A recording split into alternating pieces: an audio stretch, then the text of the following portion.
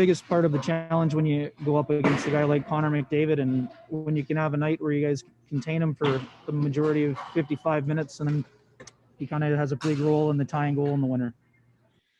Yeah, I mean, he's an elite hockey player, obviously. So we have to limit the high danger chances that he gets, and try to keep it to a minimum. Obviously, he's a good player and he's going to get those chances. But if we can try to keep him to the outside, it works better for us. We'll go next to Jeff Hamilton from the Winnipeg Free Press. Go ahead, Jeff. Neal, just given how last game ended, is there a feeling? What's the feeling in the room? Is there, or do you have to flush that and kind of see it as a new game? Yeah, of course we were disappointed as soon as the buzzer went off there, but watched some video today and we learned from it. Now we got to put it aside and get ready for tonight. Go next to Ted Wyman from the Winnipeg Sun. Go ahead, Ted. Hey, Neal, you've had 6 games now with a new defense partner. Can you give us a sense of how you think things are going with Derek Forbort? Yeah, I think they're going pretty well. Obviously, we've made some mistakes, but I think we've made a lot of good plays too. I think the chemistry over the summer/fall training has really helped, and Forbes has been playing really well, and he's fitting in really good with the group.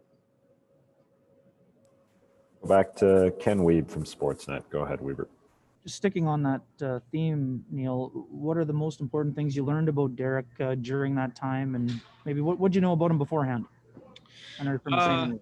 Yeah, beforehand, I always knew who he was. I actually played hockey with and against his younger brother growing up, so knew the family a little bit, and of course knew who he was. And then once I turned pro, we kind of got to know each other a little bit, training and skating together.